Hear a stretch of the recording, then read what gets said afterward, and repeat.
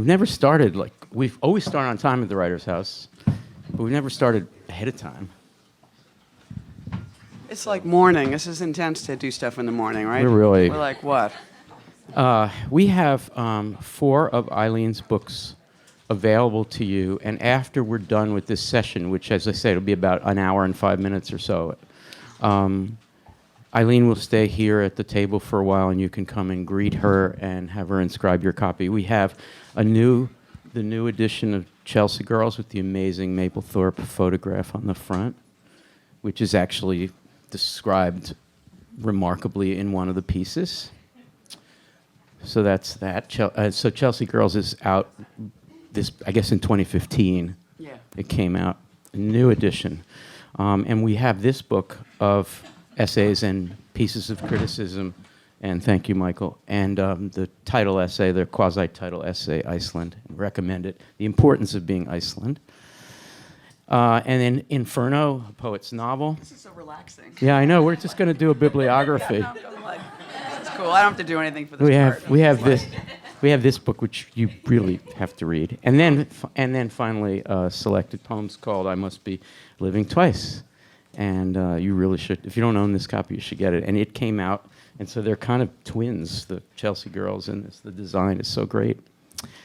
So, Eileen Myles, thank you for doing all of this and for coming back this morning. You're welcome. We're really we were buzzing yesterday after all of our conversations. Can we start by, because a lot of you weren't here last night and haven't seen Eileen on this visit, so can we start by thanking her and praising her, Eileen Myles, for being here? Okay. It's like... So, thank you waking me up, thereby waking me up. Yeah. My dog, whenever anybody applauds, starts barking.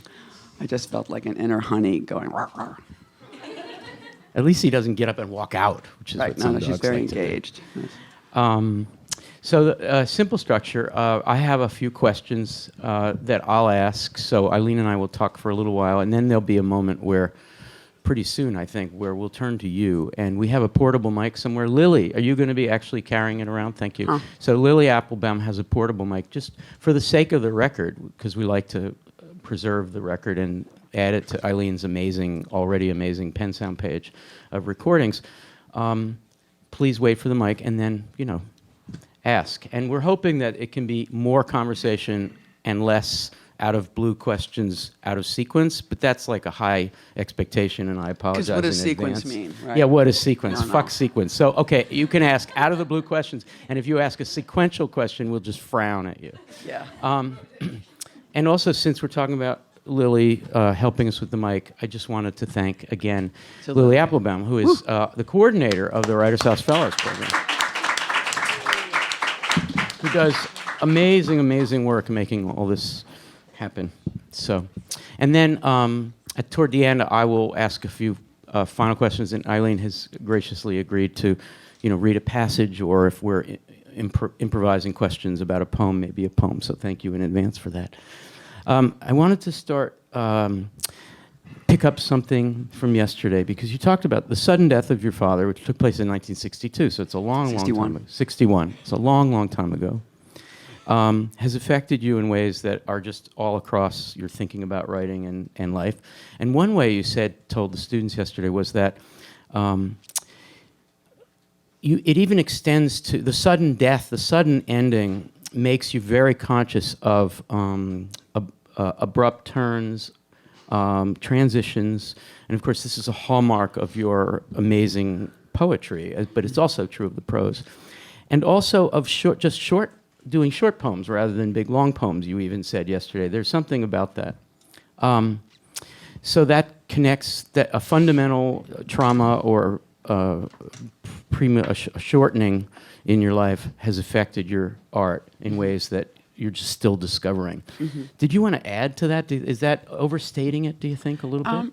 No. I mean, no. The only thing, the thing I think it's sort of funny is that if you have an event, I mean, we all have these events in our life that you think, well, there was this and there was that.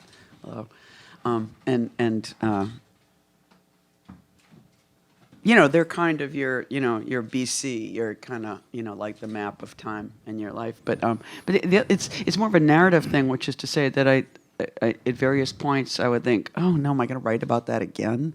And I think there's something so interesting about the fact that because we have these certain events or stories or markers in our life, that as part of the fact of us as writers is that we will tell those stories again and again and again. And that they're absolutely, I mean, because I have to keep giving myself permission to tell that story again in a different place when I'm telling some other sequence events or stories or whatever. It's like, there it is again. I mean, I suppose sometimes I make the decision to block it, but rarely.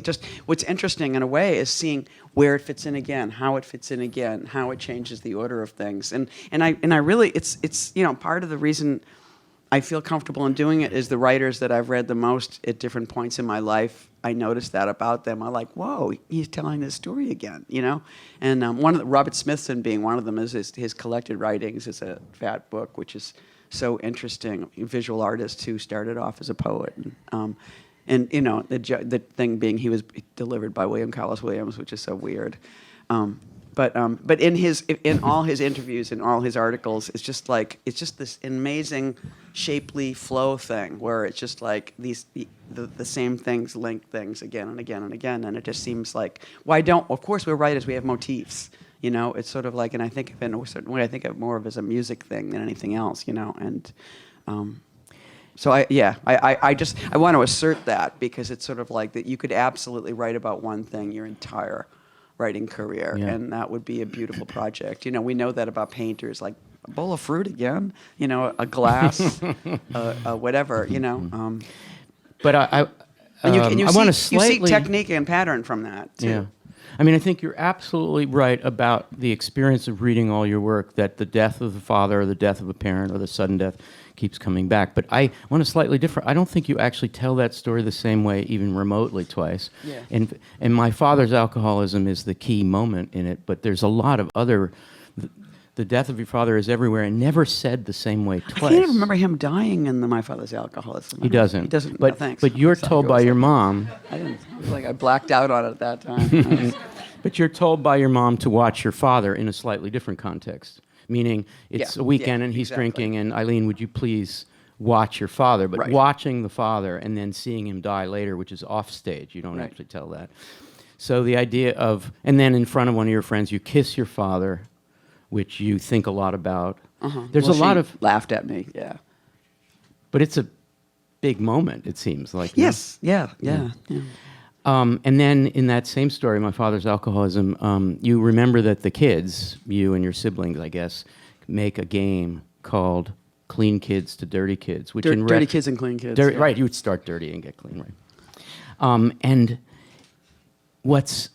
so you sort of in a slightly different context yesterday said to the students that in retrospect, there's a lot of reading, interpretation, psychological reading going on, not something you thought about then about that game, but clearly that game is working something out. I mean, the kids in the family are trying to, I don't know, get clean or take this kind of messy alcoholism. situation. It's pure alcoholism, It's just sort of like, what is that phenomena from the perspective of childhood? You just didn't know what it was that was driving adults and made them go into these distorted shapes and create this reaction on the other parent. And, just every day, looking at the card, see if it was crooked or straight, and is he going to be bad or good, And so it's just like, of course, kids are so amazing. I think that's what we're doing as poets and writers. We're sort of being kids in a way. We're making games to cope. Yeah. And kids will always invent a game in which they create a form or a structure for the impossible thing and make it into a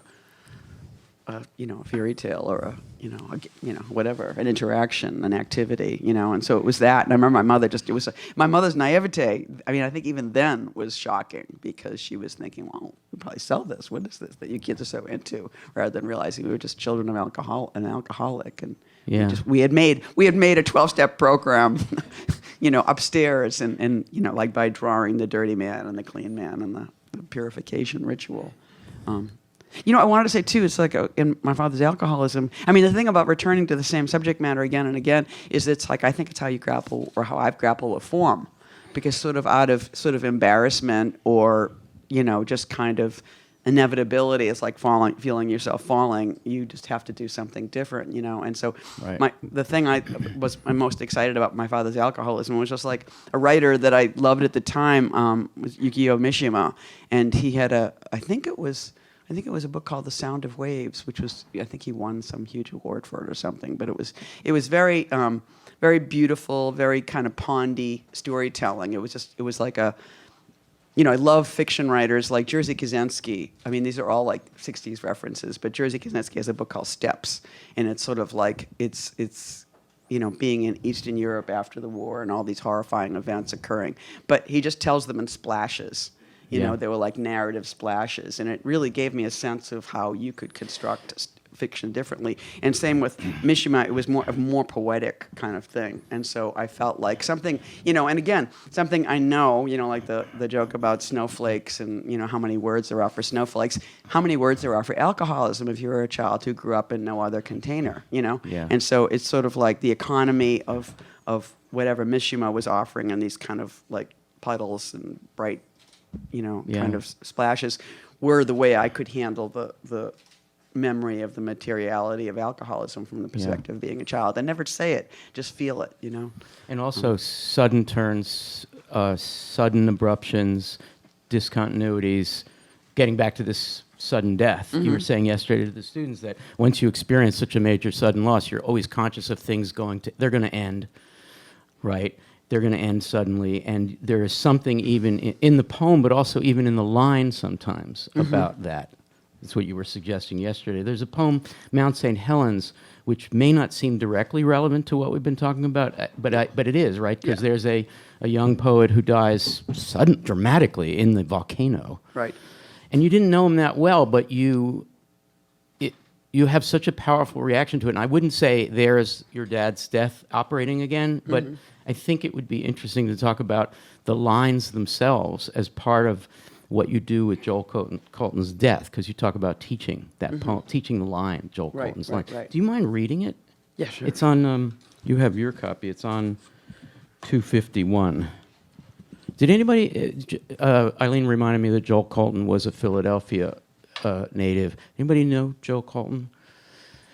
There was Painted Brides that still exist. Yeah, he was involved. I mean, I think at a time when I couldn't get, they had a magazine, the Painted Bride Quarterly, and I just kept getting rejected. I never had a poem in there. So I was very aware of who was in there.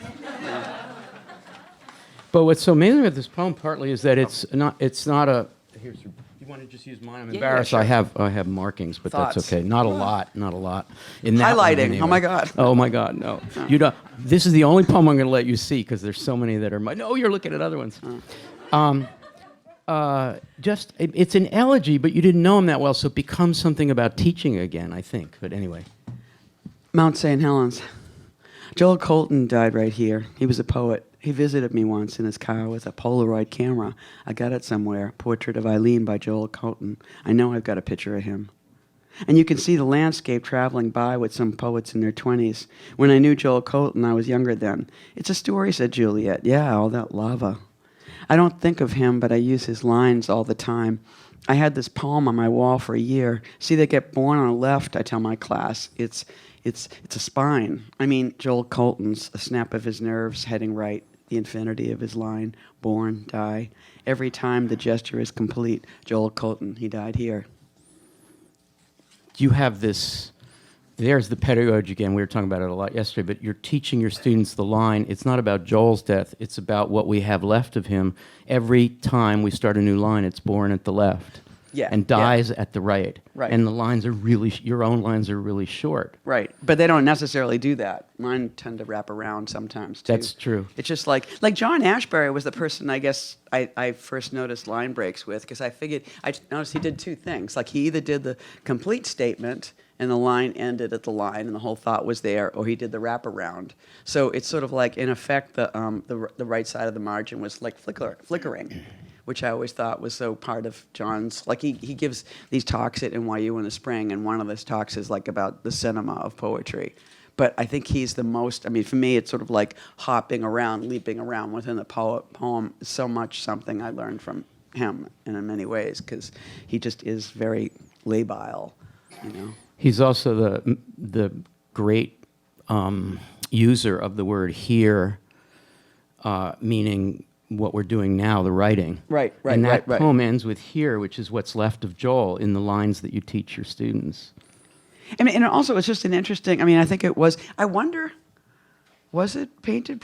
Anyway, some kind of tabloid-ish poetry magazine, which was on, so it was on big sheets, newsprint and stuff. Right. And within the paper, they had a broadsheet of Joel Coton's poem. And I remember putting it on the wall of my first apartment in New York. And so this, and as we know, it's like if you do that, if you put a poem on the wall, you just live with it. And it's so great. You just never read any poem as many times as you read that poem, and that's when I noticed they just felt like waves. It was just like each one just was utter, which was such a beautiful thing to do, which I once in a while I do it, I've done it, but it was such a signature thing. And, it was, of course, total accident, moving around the world and I think I was reading in Seattle, and these young poets were giving me a ride to Portland, and they were like, "There's Mount St. Helens." I was like, "Woo," And then, of course, I always thought he died in lava, but it's like mostly if you die from a volcano, it's asphyxiation. It just creates such a huge amount of gas, and I learned that years later that it was, because. Did he say, "Wow, this is a great place to hike because I'm going to go see Did he walk into the mountain? I mean, did he? Well, I'm sure was he that was a just self-destructive move? No. You would just go mountain climbing. Who knew it was going to be an eruption, right? I don't think anybody, Yeah. Did you know him, or do you know the kind of? Yeah.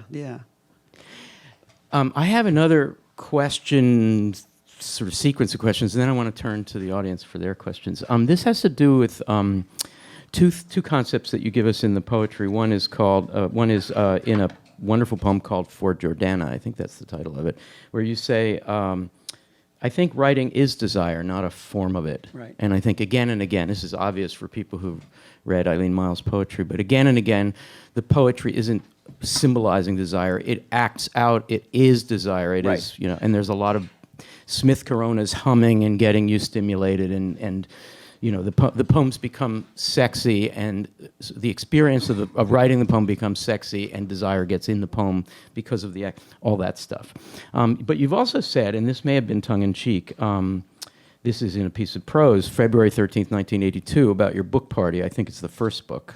Yeah, And the first unstable book, Yeah, real book. And you were ambivalent about the party.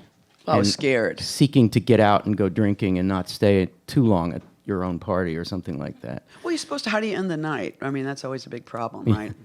What happens after this? There's a point where the elder poets, and I'm just somehow in the context of that, I'm guessing it was Ginsberg, the dads go home. Right, it was Ted and Alan. Ted and Alan, there you go. And then you say at the end, and you finally get to your apartment, and your sister, for some reason, has to stay with you, and I think she's already sleeping, and you say, somewhat morosely, and maybe this is ironic, you say, "I was a great poet, and I would always be alone." Huh. Irony, because your sister's sleeping in the room, you're not really alone. She's passed out cold. She's passed out. So I wanted to ask she's you... my sister. I wanted to ask you about when she had a Lone. room, I was very good at her not being there. It was like... If you put those two things together, you get the state of being alone. So desire, severed from the object of desire is loneliness, and desire makes so much of the poetry. And then, if I'm going to be a great poet, I would always be alone. It's a little bit of a melodramatic statement, but it kind of has a ring of truth about it. And I wondered, there are two poems that really say this for me, and I wonder, I'll name them, and maybe you can pick one of them we can look at. One of them is "And Then the Weather Arrives," which is an early poem, and seems to be partly about imagining someone's going to come up and spend the night with you, but in fact doesn't, probably. Yeah, it's like letting go of a love and kind of an imagined echo. It's such a great poem because you're imagining that encounter, but you're alone. Right. And the other one is "The Sad Part Is," which is coming back from, I think, the laundromat and being alone, and kind of... Do either of those strike you as relevant to this thing I'm saying, and would you be willing to look at either of those? Now, remind me again what this thing you're saying is. Well, It's like I'm not being an actor. I made it more complex than it is. Writing is desire, not a form of it, so the poems are desire.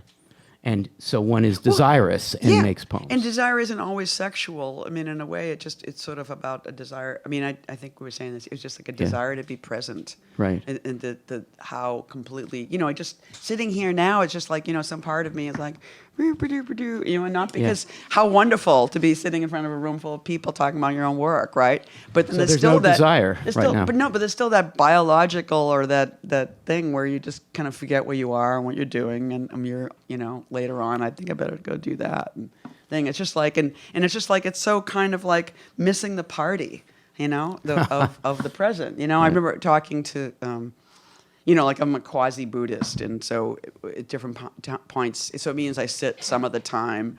I've been part of groups of people who sit, Zen. I like Zen. I don't like Tibetan Buddhism, because Tibetan Buddhism seems to be more attractive to like Protestants and Jews and Catholics. It's just like it's already too fluffy being a Catholic. It's too much. You want Zen.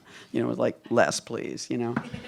But I've sat with Zen teachers, and you do that thing that they call it interviews, where you kind of bow and you sit down, and they say, "What is your question?" And you have a question. And mine was just the first time I asked, it was like about this problem with presence, which is that there were these moments in my life that I've awaited with great expectation, and then somehow I got there and I forgot to remember to be present, or we were all there to watch the tower light up, and somehow I turned and looked, and the tower was already lit. Or, when the World Trade Center, when those, I remember like being, Jordana called me and said, I guess we can't go to the airport today. A plane hit the World Trade Center.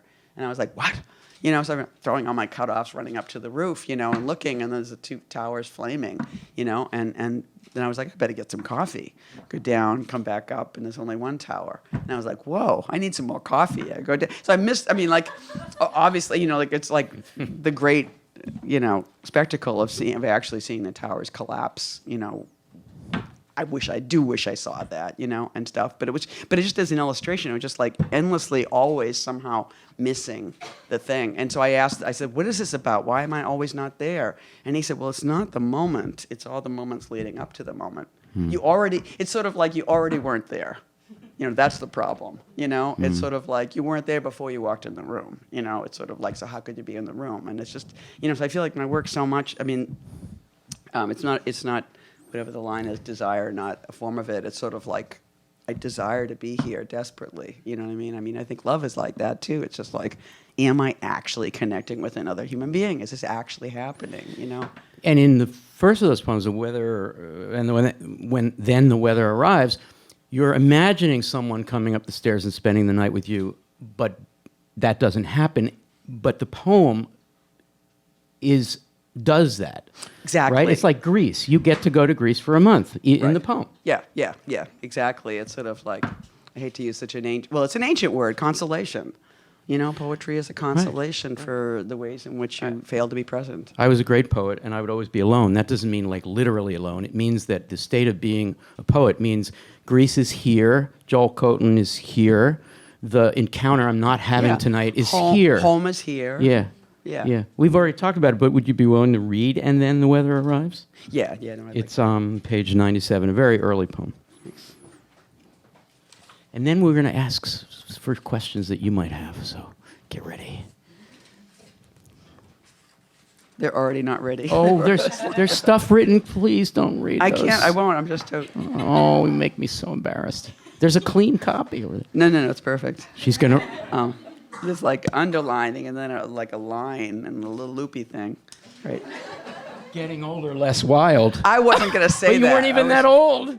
I thought we were talking about you. No, I'm not. Yeah. Like, no. I was talking about you getting older, less. No, it begins by saying nobody comes up in the middle of the night anymore. I'm getting older, doesn't it? No, it doesn't mean that. Okay. I'm like not that old. I was pretty young when I wrote this poem. Okay. And also, there's a whole thing which is sort of is a essay at the end that actually explains that line completely differently. So I can tell you about that. Differently from the way I did it. Exactly. Right? Yeah. Fucking teachers. They don't know what they're doing. And then the weather arrives. I don't know no one anymore who's up all night. Wouldn't it be fun to hear someone really tired come walking up your stairs and knock on your door? Come here and share the rain with me. You. Isn't it wonderful to hear the universe shudder? How old it all, everything must be. How slow it goes, steaming coffee, marvelous morning, the tiniest hairs on the tree's arms coming visible. I like it better. No one knows sweetness, moving your lips in silence, closing your eyes all night. It's so much better disarming myself from terror and light passing through a painting I stuck on a window earlier when I was scared. It's great. It's really great. Trees hold the world, and the weather moves slow. Even a body dissolves and takes a place incorrectly everywhere I would like to nuzzle and plants a heart in the world voiceless. I began knocking, ridiculous, just to hear your echo back, arm against face, just to stop those fucking trucks. My thoughts are vanishing into that sweetness. So good about the trucks. I know, it's just on cue. That was great. Do you still like that poem? I love this poem. Yeah. This is one of my favorites Yeah. because it changes speed all the time. I mean, that's Yeah. the thing that's really, Yeah. it's sort of like when it goes on a painting I stuck on a window earlier when I was scared. And then it's almost like somebody else comes up and goes, great, it's really great. Yeah. You know, like you're changing the subject inside of Yeah. yourself, you know, and having a different tone and a different speed. And that it's like, great knocking too, Eileen, where you're almost knocking, you're sounding out the space you're alone in, but you've got this encounter that's in the poem. It's, you know, like there's that great poetic tradition. I don't know how great it is. There's a poetic tradition of, we made love all night and now it's the morning and really great, and I'm going to write a poem about that. But this is a poem about that encounter not happening except as a result of your desire in your mind. Mm-hmm. It's so beautiful. the thing also, it is kind of literal, but in the end, at the end of the book, there's like an essay, and it, you know, like, and it compares this poem to another poem, and it's about different relationships receding. But in one of the relationships, the characters in the relationship all dub themselves different names. And so one person said, I'm no one, and one person said, I'm someone, and one person said, I'm anyone. So when I say, I don't know no one anymore who's up all night, the fun is using bad English to say, I meant this woman who called herself no one. You know, so I'm missing no one, you know, meaning her. Oh. Yeah. So And again, I should have read more closely well, you the should. I mean, it's just like, postscript, I feel like because you so made much, it really clear. So much of poetry is just private jokes you're having with yourself. It's like knowing that this seems clear, but it's not clear because I know what it means. You Not know, even so to you just- me. yeah. That was a setup. You're supposed to say, oh, it's okay, Al. Oh, never mind. We're not doing that. Okay. I'm so excited to reach out to you. It looks like Tom Devaney has a question, Lily, and then Heather Love has one after that. Hi, Eileen. Good morning. I know. Good morning. I was totally going to say. Just the same thinking thing about to you. the father, alcoholism, and then like Al's push towards the big moments, and then you're hitting upon Zen. The image that has always affected me so much, and I think these are all like lines or threads through your work, but the thread that really hits me the hardest is the essay where you just talk about dental flossing. Oh. And like to me, that's where I'm like, yeah, there. The big moments are not. You're there. Uh-huh. So I don't know if that's a question, but it's like another line out from these other lines. Well, it's about not devastation in a way. You know, it's sort of like flossing is what one does when they don't die. So as much as, you know, like you're so moved by deaths and impending death and young death and all these deaths, a worse hell or else a better heaven is to be the person who lives and just is flossing her teeth for years and looking at her skeleton head in the mirror. You know, I mean, it's sort of creepy and horrible and beautiful and Zen. It's just like, oh, this is what you get. This is the unromantic get. You know, and somehow, and I felt as a poet, it was so much fun to write about that, to claim that space, and say, no, this is, you know, because it was for I wrote that essay for an anthology called, what was it? What's the Courtney Love? Live Like This, or what is it? Live Through This. Live Through This. And the anthology was called Live Through This. And she assumed that I was going to write about my rowdy drinking, drug taking, and stuff. And I thought, well, how can I? You know, it's always like if I want to do something, but I don't want to do it, it always winds up being this question of how to subvert it. You know, and I thought, well, what could be worse? Instead, yeah, live through this, living. You know, live through flossing, you motherfucker. You know, I was just like, this is really, and also the kind of excitement and humiliation as a writer, and even the particular writer I am, to be narrating that as opposed to, you know, whatever wild, sexy, raunchy thing I was supposed to be talking about. you know. Thank you, Tom. Heather, do you have a mic? I do. Good morning. Thanks, guys. I guess I'm going to follow up a little bit on what Al was saying about the presence of the poetry or and desire, kind of as the poem. And I think, it's just one of the reasons that it makes it so wonderful to hear you read, because we're really with you in the moment. So I just was going to ask you about this moment that you're having now, which is this kind of retrospective moment, and the title of the anthology, I Must Be Living Twice, and going back to Chelsea Girls to adapt it as a screenplay, and sort of how do you think about revisiting these moments when I think there's something so live about that poetry and also Chelsea Girls and your work. What's it like to go back to look at to live twice? I Right, guess? right. Yeah. I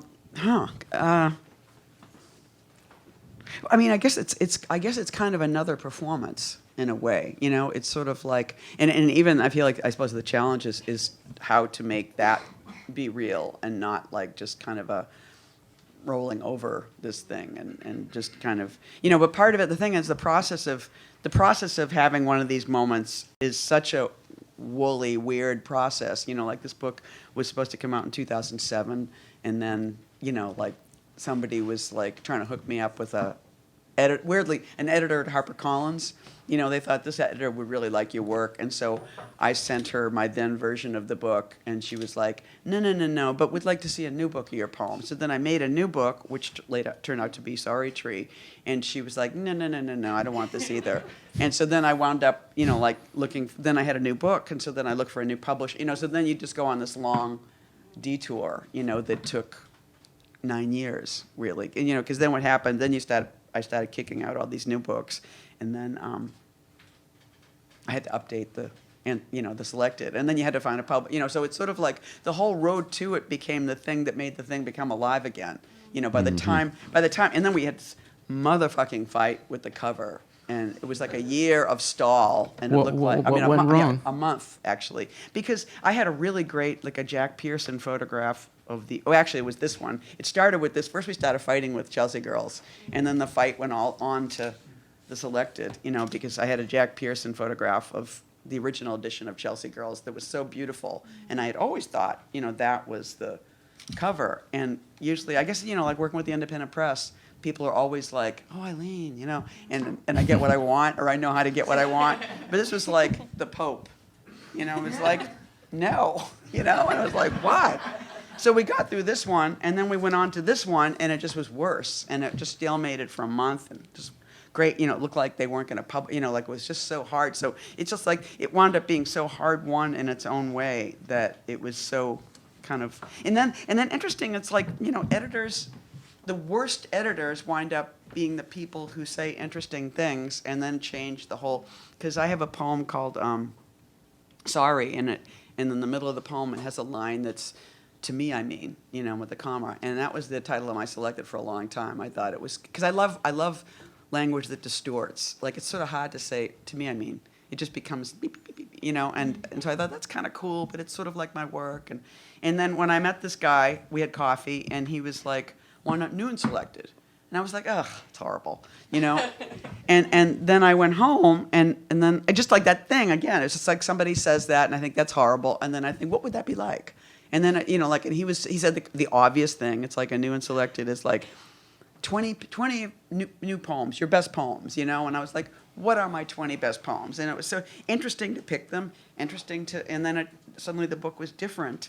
And then there were all these strange things with the title, like in Inferno, there's a moment in which she's, riding in a cab, the Eileen character, and it's like, and still a drinking, drugging Eileen, and first day of winter or something, and with a jacket on from last year, and sitting in the back of the cab, and first noticing the cab driver's name and thinking, I've had this guy before, and then putting my hand in one pocket and finding a pack of cigarettes, and I was broke. I was like, yay, pack of cigarettes. I'm smoking a cigarette when you can smoke in cabs. And then I casually put my hand in my other pocket, and there's another pack of cigarettes. And I was like, oh my God, I must be living twice, And it's just like all these things. So the book, like the arrival point wound up being so different because of everything it took, at every point along the way. And Chelsea Girls, there was just so much longing, because when Black Sparrow ceased to exist, other publishers wanted to reissue it, but I just knew that I wanted it to be with somebody really cool and somebody I liked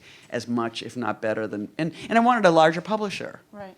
Which in the poetry world, there's a certain way in which you're not supposed to just kind of happen in this sort of elitist way. You're not supposed to want a mainstream publisher, but I wanted a mainstream publisher for my Selected and for this book. So by the time I got to what I wanted, it was uncanny. So it's been really, So the timing of both books was accidental because you intended for this one to come out Yeah, so we were much sitting earlier. in the office at HarperCollins, and they were like, it was so sunny. It was, one of those ones like a first date. It was like, it would never like that again. But they were like, so what else? I was like, Chelsea Girls. They goes, we'll do it. I was like, holy shit, And I was like, I have some art for the covers. They were like, send it to us. I mean, everything. They were like, we'd like you to write an introduction to Chelsea Girls. I goes, really? And I wrote an introduction. They were like, that's not an introduction. But that one day, I was in paradise, But all that accident, Eileen, has created the two books coming out very accessible to lots of people, and now the experience of reading, such as the experience of my students, is the two together, which is profoundly amplifies all the themes and issues. They really work well together. Well, as a New Yorker, too, I'm having this sort of like social media junkie paradise experience of getting lots of pictures posted with people on the subway reading my book. It was like, what's more fun than that? It's really crazy. That is good. Do we have another question? How about right up here, Lil? Good morning. Good morning. Last week I saw Paul Lysicki and Garth Greenwell. They were doing a reading in Philly, and they were talking about just queer identity, both gay writers. And Paul's a professor of mine over at Rutgers. But I was wondering, how queer identity affects your writing, and then also if it doesn't sometimes, or if you sometimes find yourself trying not to always have that inform your writing. Right. I guess I feel like queer identity is like sort of autobiography. I feel like you're always doing it, even though you're not like naming it or making it be manifestly obvious, And then my queer identity could be somebody else's identity that they don't identify as queer, And so that's so both extends the ramparts of what queer is, but also is just it's kind of by claiming everything, you kind of change the very nature of the word, kind of. I think there's been points in time where people would be like, really like, we really want lesbian writers to be writing about being lesbian. Is it it's like, I kind of, like, for instance, the Lambda Book Awards, I really hate, like having won an award for lesbian fiction. It just seems so tiny. I just like, this is a great fiction. Not, and it just seems like it's sort of like the kind of, there's a micro over-branding that we do. I've never been had any, compunction about being queer or lesbian or whatever. But I've always thought the thing that's really fun is to do kind of a bait and switch, to always kind of put it where you wouldn't expect it, to withhold it for a long time, and then drop the identity or the gender or the the lust or whatever it is that would be the marker of But I think, for in a lot of quarters, the thing that's always true is even the tiniest drop of lesbianity makes the whole aquarium lavender for many people. It's just like, and People are writing that down. A lot and of I'm people are writing that helpless. down. I'm helpless over that fact. It's sort of like, so I, I'm just the writer I am, who, I don't just happen to be, and also my writing. I know my writing changed radically when I came out. Mostly because I think there was, like, my energy was bound up in certain ways of not talking about it and certain ways of playing with it and not saying it and almost saying it and kind of saying it and sort of feeling it and, and doing things that would prove that I really wasn't, and stuff. So there was a whole industry inside of me going on, not being lesbian, so that when I did think, my God, I'm a lesbian, it just like, there was just a freeing and even a simplifying. There was so much easier to make much more direct gestures. And I felt like that's what I was really interested in for a long time. And I find that's something I always return to, too, is just, a writer that isn't particularly cool in avant-garde circles like Rumi, to me, is like a great poet, because it's so kind of incantatory and plainly stated. And I feel like it's sort of less is just always more, you know? And how is that not a lesbian aesthetic? You know, it's like whenever we try and locate a queer or a trans or whatever kind of aesthetic, I don't know what the boundaries are truly. You know, it's sort of like it's just an action, you know? You should declare that and see how the people of Iran, Iraq, and Tajikistan react to Rumi's being the first queer poet. He is a queer poet. By the way, who was the person who was killed? Who the dirty holy man? Wasn't Rumi like an academic, Yes. a bourgeois academic with a family, and then he met this dirty holy man that he just loved and gave away everything, and his friends killed this man, but it was too late. Rumi was already. But yeah, he's a queer lover. Another question. I know somebody else. How about right over here, Will? Hi. I thought it was pretty funny you mentioned social media earlier. I follow your Instagram, Twitter. Anybody follow Eileen Myles' Instagrams? Raise your hands. Look at that. And I think it's a fun way of sharing pictures of your life and also responding to works on Twitter or whatever, and in a way that your poetry can also reach people, but it's in a way that you don't get to see or respond to. And social media kind of allows you to interact with people who are following your work. And I was just wondering how that sort of informs your poetic process, or sort of, is it just something fun, or how do you feel about it? I don't know. The thing that's so interesting about social media, or you know, the web, or any technology we use now, is that it was presupposed by certain earlier things that we were making those things up. Like when I read Robert Smithson, I was like, he's like on the web. You know, his whole system of you know, like, what do you call it, sites and non-sites, and, you know, like, he had a whole way of viewing reality that was anti-gallery, anti-institutional, and just like a very wide thing. And I was like, he's like an internet artist, you know? It's just that it didn't exist, you know? And so I feel like when I look at certain, like there was a poem I read last night called Scribners, and see, I love taking pictures, and I've always loved it, and I've gone through different moments of, you know, using cameras and using digital cameras and so on, and it just always seemed like a way of gathering and even crying. Sometimes I feel like I'm just too sad for words, you know, and it's so much fun to just go out and walk and take pictures. I remember having a vivid memory, like New York, like at an earlier time, the summer really stunk. It smelled so bad because holiday weekends, they wouldn't pick up the garbage. Right. And it was just like, for those of us who were there, it was intense.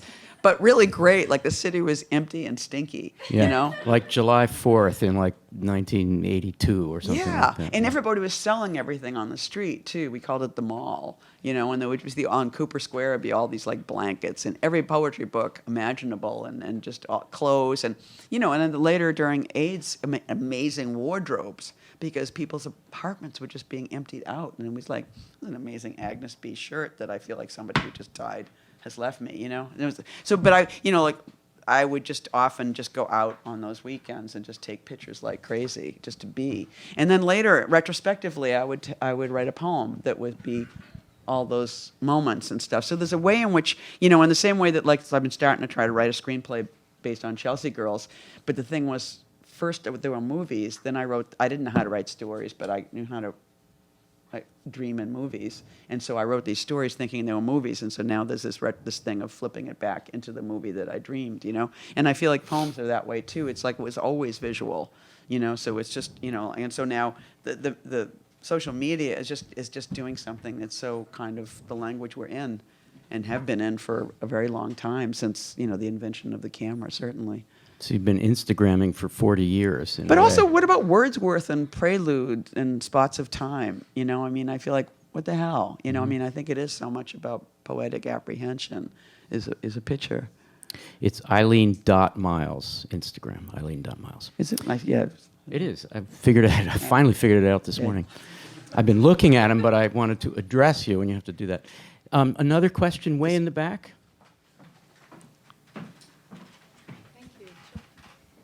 Hi. I was thinking about Jhumpa Lahiri writing in Italian, and she says, you know, I need to completely divest myself of style. I need to be invisible as a writer, right? And she's saying, I will not even translate my own work back into English, right? I'm giving up English. I'm wondering what you think about that in terms of the style thing. Huh. I don't know. See, I mean, unfortunately, I'm somebody who's, so far really living in one language. I feel like it's a great tragedy, and I'm always on the verge of learning Spanish more, but it hasn't happened. And this, so without giving you my whole history and languages, so I think it's amazingly interesting. I suppose what it would be more like is if I decided not to write and decided to paint. That would be, or and it's like, or people who decide to stop writing, period. We love, Laura writing, Arthur Rimbaud, people with long periods of silence. It seems like it's part of it. It's sort of like, is it 5 minutes between poems, or is it 5 years, or is it, the rest of your life? I don't know. I think a pause feels profound. It's cool. I think it's cool, though I can't say that I have not really read her, and I've looked at her work and didn't feel that I was excited. So then I sort of feel like, as a fact, I don't have any response because she's not a, I think more about Beckett writing in French and then translating himself, which is when she says, and I'm not even going to translate myself, is probably her own awareness of that. I'm so envious of people who could write in more than one language, though. I think it's amazing. Or be. Pardon me? As if you could be naked as a writer.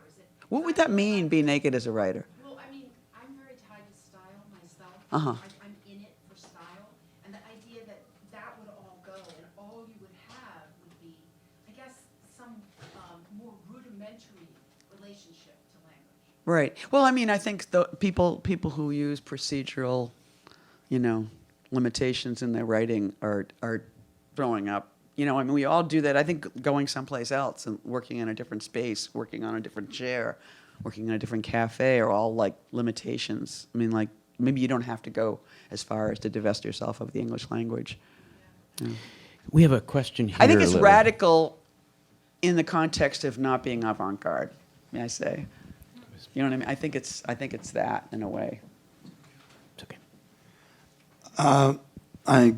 I'm wondering about the revision process, and when you put together a collected, new and selected works, what your temptations are or your inclinations are in terms of revising old original poems and so on. Very little. And whether you change work as you look at it over time, and just how much you do that sort of thing, and what your process is. I'm kind of against it. I kind of feel like there's a few times, like, because it's more like Bad Mistakes last time it was published. Like, I have some poems in here that I'm so in the selected. I'm really happy that before they went to press in an earlier book, I made a couple of last minute changes, and they were mistakes.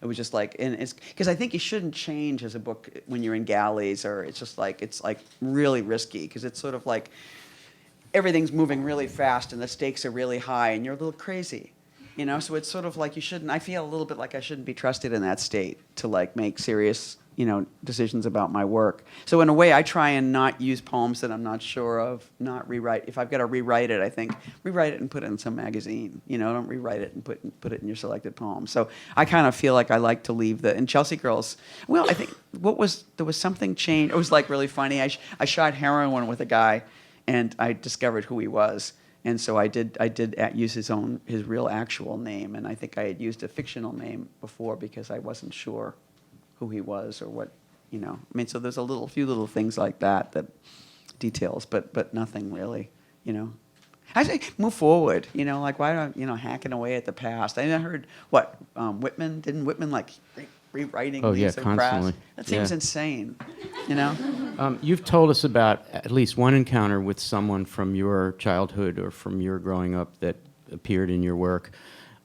What about like the Delay girls who were right next door? Were they really? Is that their name? Yeah. Ruthie and Patty. Maybe? Patty and Have they in Foam in 1960 or 61? They were the Delays. And they're doing some crazy stuff. They're creating pubic hair and beards and sideburns. Totally what kids would do, right? Being dirty in the bathtub together. Yeah. But it was. Have they or anybody else encountered your work and said, "Wow, I don't remember that," or "Wow, I remember that. I can't believe that you put that in there"? I'm waiting anxiously with one. There's a story in here called Mary Dolan. Yeah. And I just encountered this person after 40 years, and we spent like a night in Atlanta, like 2 weeks ago, and it was the greatest encounter. And we were so excited to find each other being the same people on some level, and just she was so smart. We were, we just had the lives we were supposed to have. Like I think she saw me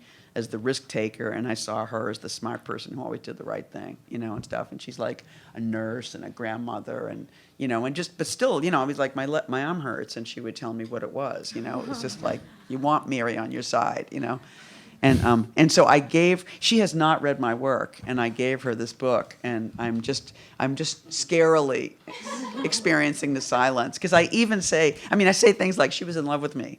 It was like, well, how does a heterosexual woman of 64 experience that? Yeah. Was she? I kind of make it all. I eroticize the past and flood it with my own dirtiness. And Well, she also said something very negative to you at the end, which readers see as a kind of a not nice thing to say. Why don't you grow up and stop trying to be a writer, basically? Well, she didn't. I think I told her I was going to New York to get an MA in creative writing, and she was like, Eileen, when are you ever going to grow up? But I'm sure she doesn't remember saying that, And what if she did? I think she said that. I'm pretty sure she said that. I would say I'm sure she said that. But but everything, it's like I talked about her husband at the end, and she told me that I had dinner with her and her husband. I have no memory of this. Met the guy? I have no idea. So just like it's all clouds. It says that's why novel on the front. So yeah, that's why I call it fiction. Rather than memoir, because I feel like I'm not really claiming some past. I feel like I'm trying to order memories in some way, and I'm just fascinated by like all the ways that I experience myself as sort of underclass, and a subject whose story has not been told. Whether it's because I'm female, I'm queer, I'm of this economic background, or this I just feel like it's sort of like, and then I'm always surprised in the same way that a poem, the structure of a poem, I think is surprise in this way, this accumulated surprise. So is a life. And so I keep thinking, God, I was in this room and I was that. Or how could I have been a person who was at Woodstock? It's just like silly, or had this really horrible sexual experience, And so it's just like so much of my desire to write fiction, at least, is to like kind of reinstate all those rooms, and kind of down. I think when I think about writing, I think of going to a place in my memory and then just like, I don't often know the story. I just download the details. It seems like there's an email with attachments, and just kind of let as much come down as it's, and then it becomes stanzaic when it feels full. The story's over, But it's sort of like because I'm shocked in some ways by my life, and that's a fact. But then again, I don't think I'm necessarily an accurate witness of it. And so then that's why I say fiction, and also it's just like I have more experience I'm more excited about fictional aesthetics, more excited by the works of fiction that I've read than memoir, and so I just want to put myself in this lineage, not that one, we have a question here, Eileen. Yeah, so, hi. So I was wondering, between, like, this is about all your work, but especially about Inferno, with the whole Dante thing, but then, there's the poem about Robert Lowell, which is, right next to the, like, paragraph about visiting Dante's grave. So between those things, I was wondering, like, what's your relationship to the canon? To the canon? Yeah. Good. I just think it's like a container that we get to fill in different ways. I feel like I was just using Dante in a way. It was presented to me when I was young, and it spurred in many ways this, I would have become a poet in some other way if not for Dante, but because he was there, I'm using him, and So I don't.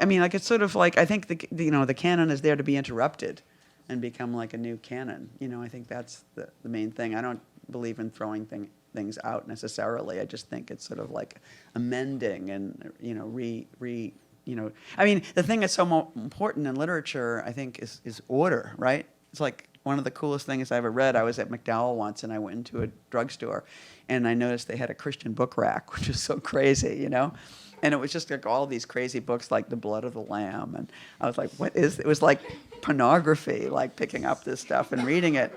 And then suddenly I was reading about an explanation of who Lucifer was. And they were like that Lucifer was this angel who was the brightest angel. He was the top dog, and he was thrown out of heaven because he changed the order of the sacred words. And I thought, so Lucifer was a poet, you know, because it's sort of like that's all, you know, like that's all we. If I took a prayer, I had a prayer, I would change the order. That would be the radical act, you know. And so I just feel like that's my relationship to the canon is to you know, to be a poet with it, to, you know. We get Hart Crane a lot in your work. We get mentions of Thoreau twice, I'm thinking. Very moving for me, the swimming in Lake Walden, I think you kids called it, Right. the locals. And almost drowning. Almost drowning. That's it's in How to Write an Avant-Garde Poem, which is in this book. Yeah. It's really, really moving. And Thoreau also appears in Inferno, where you have this, you begin a section thinking about your room and his inventorying, his list making, and you have this great passage where you say, well, he's at Walden. I'm in my room, let me make a list. Right, right. No, I mean, reading Walden, I mean, but both because it was a shock because we used to swim there, and we knew there were these like Cambridge people going to where the hermit lived, and Right. that was the story we had about it. We had no other information. We didn't read it in grade school or high school, you know. So when I got to UMass and read Walden, you know, it was so exciting because I was inside that room, but also just his like you say, his inventory was so liberating. It's like, and just measuring a pond and counting. And I mean, I just feel like that for me, that's just, I mean, I don't know why I associate Skylar with that gesture too, of just saying what's there. Like Heather was saying last night at dinner about her next project was about description. And it made me think of this thing, I don't know if she's still here, but it made me think about this thing that when I'd write about art some, and I remember maybe doing badly on one particular art review, and the editor calling me into the office, and she asked me several questions and stuff, and she said, "Well, I've got just one piece of advice." She goes, "When in doubt, lean on the information." Yes. And I said, "What?" And she was like, "Describe." You know, so it's just like description is just the count, you know. And I think Thoreau was really the first person who showed me that, you know. And what you're doing there, you and Mary are swimming in the lake as locals. Right. And the sightseers are actually not doing Thoreau the way the person writing How to Write an Avant-Garde Poem, is trying to get back to the basics of what an avant-garde poem is. And what's so moving for me, Eileen, is that of course, your dad gets in it indirectly because Mary's profile looks like Kilroy was here. Right, yeah. And your dad sort of brought that back from his experience of World War II, you know, the ubiquity of the soldiers in Europe and so forth. And then you start laughing hysterically, and I guess you guys almost drown because of that. You're I had to laughing be so rescued. hard. Yeah. But what's so moving is that we've forgotten that the title of this essay is How to Write an Avant-Garde Poem, and suddenly you say, it is really great, you say the thing I'm getting at is that a poem is nature. And that the avant-garde means you got to do it yourself, never become professional, be permanently insecure and self-taught. And it comes from you and Mary being locals at Walden. Uh-huh. I have no question there other than to say I'm just so profoundly moved by that associative way of dealing with that. Well, there's such happiness when you get to make the details, you know, like you form this construction of details and they produce the result that you hope for. You don't know, I mean, like you're just improvising. You don't know what you're going to get. You know, it's just like these. And the thing that's so funny, it's like when you do a reading, I'll be like organizing a reading, and it seems very intuitive. You know, it's like I don't know why this is good after that, and this is good after that. I'm throwing all these poems together, and then you stand up in front of people and you start doing the reading, and there's all these connections from poem to poem. I had no idea I was doing that. You know, and I feel like the act of writing a poem is that same thing. It's sort of like it's once you enter this game, which is writing poetry, the game becomes ahead of you. You know, and you're just kind of a follower of this thing that you've, you know, decided to throw your life at, you know? Yeah, I can connect any two things, you've said. That's kind of the freedom, you know. I just want to say Thoreau's Cape Cod is an amazing book. That's another book that I think because it's a walking tour. Like he took something like 6 walking tours of from from like the crook of the arm, you know, of Cape Cod. What is that? Nauset. From Nauset to P-Town. He'd like walk that on the bay side and on the coast side like 6 times at the end of the 19th century. And of course, it's, you know, I've done it. It's really different now, but it's you know, it's a beautiful.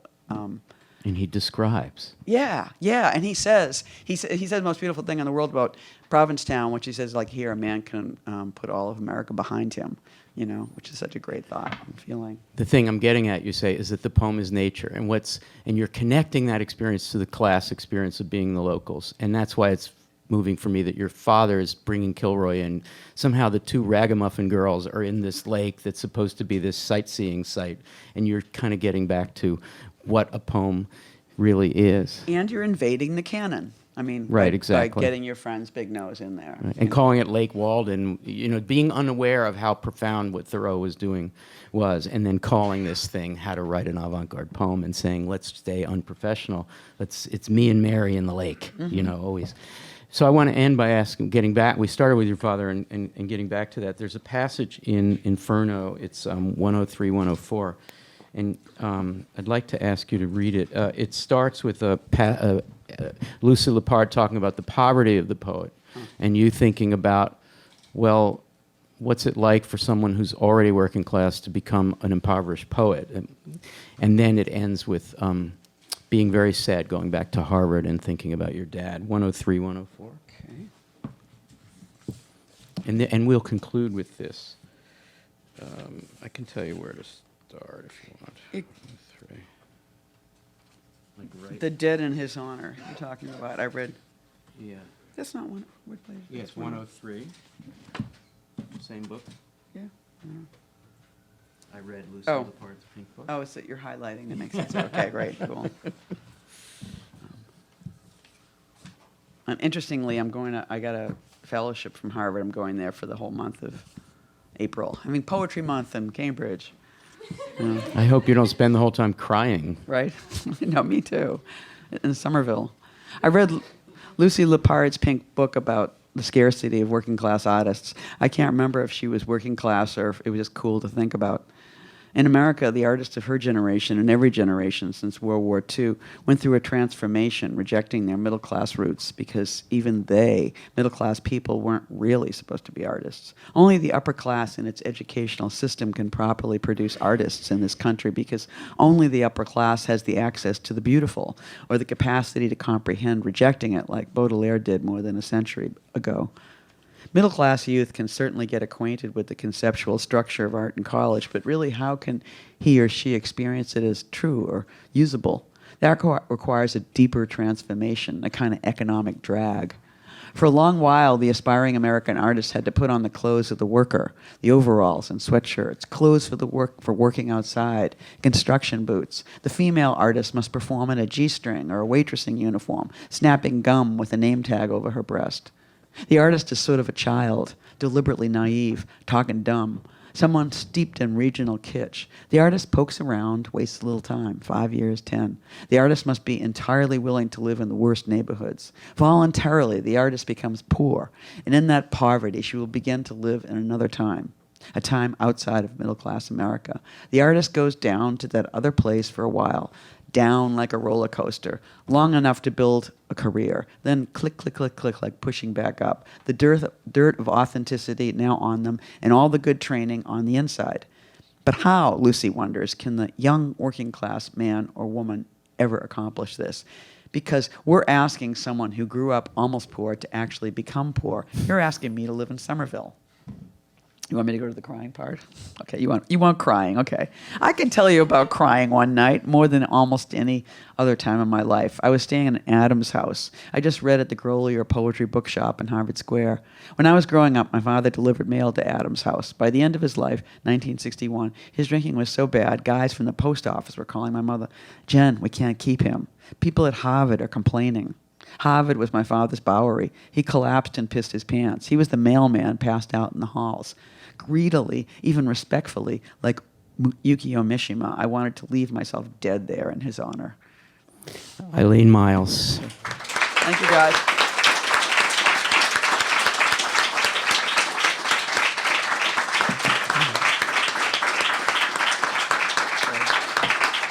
Eileen Myles, everybody, thank you so much, Eileen. Thanks, Al. That was good. Thank you so much for coming. You know, we have books, and I think we might have some broadsides left too. So stay a little, get a book, have Eileen inscribe it for you. And thank you so much again for coming to the Writers' House. And one more time, can we thank Eileen Myles for being a Writers' House Fellow here?